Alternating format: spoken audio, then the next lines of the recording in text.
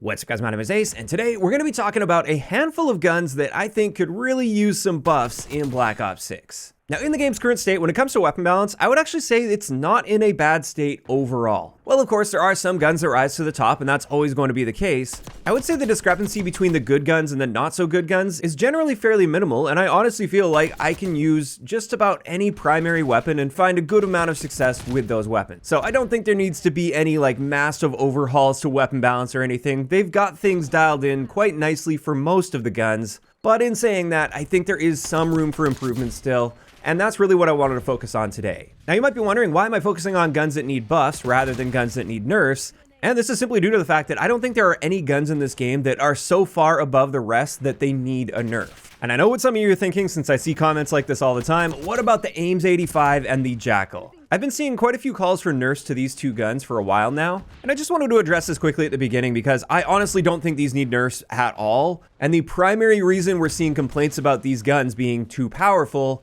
is these are the guns that are used in competitive play. And many of those players that take competitive play very seriously, and that's primarily what they play, they will often bring those same setups into public matches when they're warming up, or many of them just like sticking to the same guns that they're going to be using in competitive. And those players that take it very seriously tend to be very exceptional players. So when you run into them, you get dominated by them. You're looking at the guns that they're using and thinking those guns are way too powerful, when in reality, those players are just really good at the game and really good with those guns.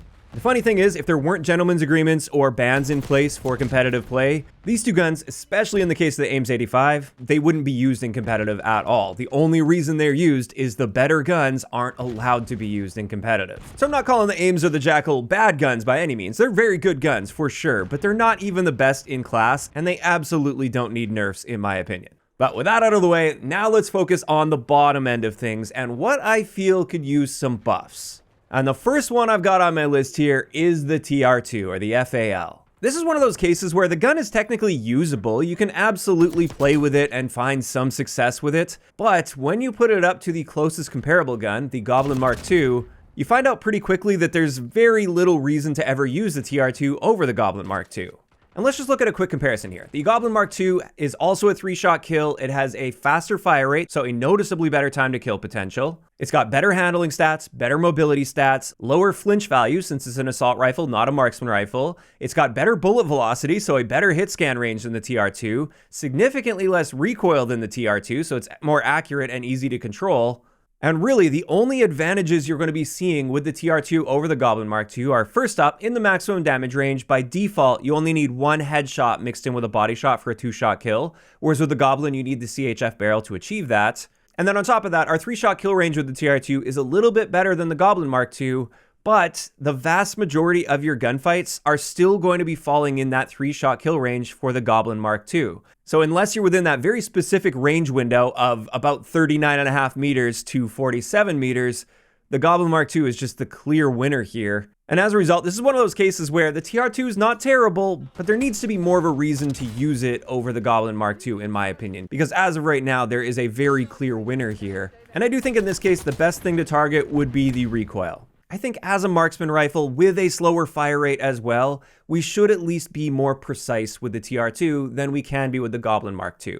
I don't think the TR2 needs that big first shot recoil jump like the Goblin Mark II also has. In fact, that could be one big area where they make the TR2 better, not having that big jump after the first bullet that you fire. And then even just the general magnitude of recoil, I don't think it needs to be as high as it is with the TR2, and I think this gun would be much better positioned if it were a very precise, accurate gun that still has marksman level flinch, so if somebody's shooting back to you, there's still counterplay to that really accurate gun that you've got. So I think that would be the easiest solution between these two guns. I think increasing the range of the TR2 wouldn't do enough. Improving the fire rate potentially would just turn the tables, and then the TR2 would suddenly be better than the Goblin Mark II.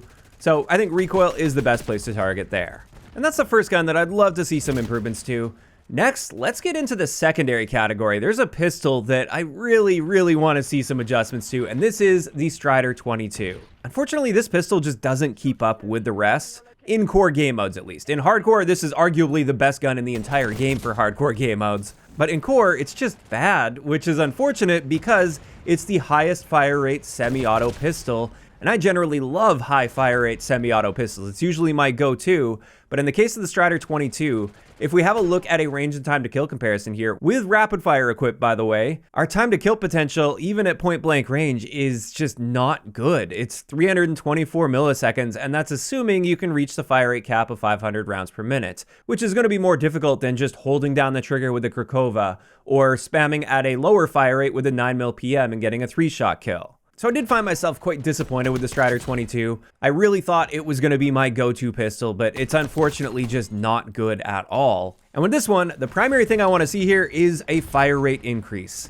Instead of a 500 round per minute rate of fire cap for the fastest firing semi-auto pistol, I think we should be able to achieve at least 600 rounds per minute, even if you need rapid fire to achieve that. So I think the default rate of fire cap should increase, and that increase should also apply with rapid fire equipped. And even at 600 rounds per minute, if you're capable of achieving that with a 4-shot kill on the Strider 22, we would still be killing slower than the 9mm PM with rapid fire. Our time to kill would be 300 milliseconds, which isn't an amazing standout time to kill. It's just a time to kill that can actually hold its own. It would be right around average for the pistols. And more importantly, it would actually give us a semi-auto gun where our trigger finger could come out to play a little bit. As it is right now, we just don't have a really high fire rate cap semi-auto in the game, and I think the Strider 22 is positioned perfectly for that, and it could be done without making the pistol totally overpowered in the hands of somebody with a great trigger finger, or unfortunately in the hands of somebody that's using a macro or rapid fire device of some sort. So this one to me just seems like a no-brainer. It would be very easy to bump up that rate of fire cap without any fear of it immediately becoming overpowered. It would just make it basically in line with the other pistols, assuming you have a good trigger finger. As for the next gun, it's actually not a base gun that we're going to be focusing on here. It's a weapon mod, and this is the binary trigger for the Tonto 22. Now for me, I actually quite like the binary trigger. I think it was a great addition to the game. It's fun to use it, but at the same time, it's definitely a little bit worse than the base Tonto 22. And as a result, I would like to see at least some improvements here to make it a bit more worthwhile to use the binary trigger. I don't want to see it necessarily immediately eclipse the base Tonto 22 or anything. I just think it should be a little bit better and a little bit more of an attractive option to use. So let's have a quick recap of the time to kill comparison and range comparison here. And with the binary trigger, you can see the time to kill up close is pretty much the same as the Tonto 22. It's a 4 millisecond difference, which is negligible. So effectively the same time to kill, but it doesn't carry out the same amount of range. Plus you have to hit 4 shots rather than 3. And that 4-shot kill range is not nearly as good as the 3-shot kill range on the base Tonto 22. Additionally, it does drop all the way off to a 7-shot kill, which makes it not very good as you stretch out ranges, especially when you factor in the recoil, which as you can see here with the binary trigger, we've got quite a bit of recoil. It really climbs up quite quickly. And in my eyes, this is actually the area that would make the most sense to improve. I personally think if you're using the binary trigger and you're getting a slightly worse time to kill, we should actually gain a little bit of accuracy benefit over the base recoil of the gun. I think it should actually have better recoil than the base recoil plot there, not worse recoil. Now, I'm not saying it has to be completely laser accurate or anything, but even if it were a very accurate version of the Tonto 22, I don't think it would become overpowered or anything. I just think it would be a much more solid option, and it would be much more likely that people would gravitate toward the binary trigger, at least sometimes. And then finally, I wanted to get into the shotgun category here and specifically talk about slugs. The slugs on the shotguns in this game are very weak on average and really just not what you would expect when using slugs on a shotgun. Now, I know this is an area that has to be handled very carefully. You don't want slug shotguns to be insanely overpowered to the point where just everybody's running around quickscoping with a shotgun. But in their current state, outside of the Maelstrom at least, I just don't see any reason to use slugs. So let's get into a bit more detail here, and we'll start it off with the Marine SP. With this one, we have a very forgiving one-shot kill potential to the body, but that's from 0 to 2 meters, so you have to be practically touching the enemy player for that one to apply. Then our one-shot kill potential to the body, which only applies to the upper torso and upper arm, so from the elbow and up, that only extends out to 12.7 meters. And that's just barely better than your one-shot kill potential when using the standard buckshot with the Marine SP. So in my eyes, there's not enough of a range benefit there to justify ever using slugs and having to be much more accurate with your shots over just using buckshot and just hitting your target. So I think that second damage range where we can get that one shot to the upper torso and up, that should be more like a 16 to 18 meter range in my opinion. I don't think that would make it overpowered or anything since that is still a fairly small one-hit kill zone. You have to be quite accurate with your shot there. But I think it would be much more appropriate and it would actually make the slugs at least potentially worthwhile. Additionally, something I'm not a big fan of here is that final damage range where it's a 3-shot kill anywhere in the body and a 2-shot kill to the head. I don't think that's necessary. I think that's overkill on the Marine SP.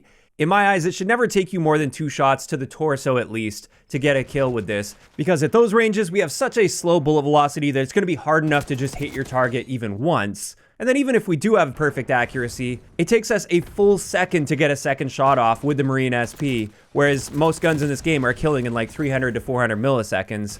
So I think if you manage to get 2 shots off to the torso on target at longer ranges, that's totally fair and appropriate to be getting a kill with this particular gun. And I honestly wouldn't even be opposed to an infinite one-shot headshot potential with this, just because, again, hitting that headshot on a moving target especially, and having to account for a lot of drop and the really low velocity, that's not an easy thing to do by any means, and I don't think it would be overpowered, since it would be fairly rare that people are hitting like cross-map headshots with a Marine SP with slugs.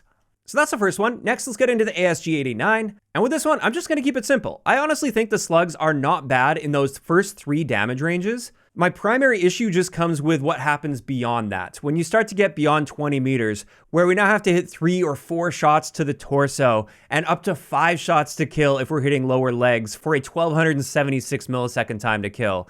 That's just ridiculous and overkill in my eyes. I personally think this gun should never take any more than 3 shots to kill to the torso, and I'd be fine with a 4-shot kill if we're looking at leg shots, for instance, but it should never get any worse than that. Once again, slugs on shotguns are inherently kept in check at longer ranges already with insanely low velocity values, so I don't think they need to have essentially useless damage values at that range. You're spending an attachment slot to use this, therefore it should be at least somewhat usable at longer ranges.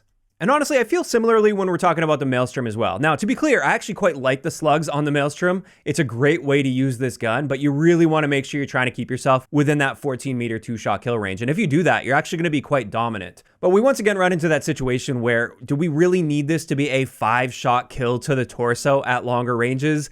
I think that's overkill. I think 4 shots to the torso, maybe 5 shots to the leg should be as bad as this gets. And I also don't think this should ever take you any more than 3 shots to the head at longer ranges to get a kill. The recoil and bullet velocity are bad enough on this that you're going to have a hard enough time hitting shots anyway at range, so it doesn't need useless damage. And with that, that's going to wrap it up for today's video. Those are the primary guns or weapon mods, or in this case, I guess attachments with the slugs, that I think could really use some love in Black Ops 6. Now, of course, there probably are a few other things I could make some good arguments for seeing buffed in Black Ops 6, but this is where I'm curious to hear from you guys in those comments down below. First up, do you guys agree with me with these buff recommendations? But second, and more importantly, are there any other guns or weapon mods or specific ways to use weapons, at least like slug attachments, for instance, that you would like to see buffed in Black Ops 6? If I see enough of them that I really agree with in the comments, perhaps I'll even make a second part to this video. If you enjoyed this one, a like rating is always appreciated, and don't forget to subscribe for more if you haven't already. I'll talk to you guys next time.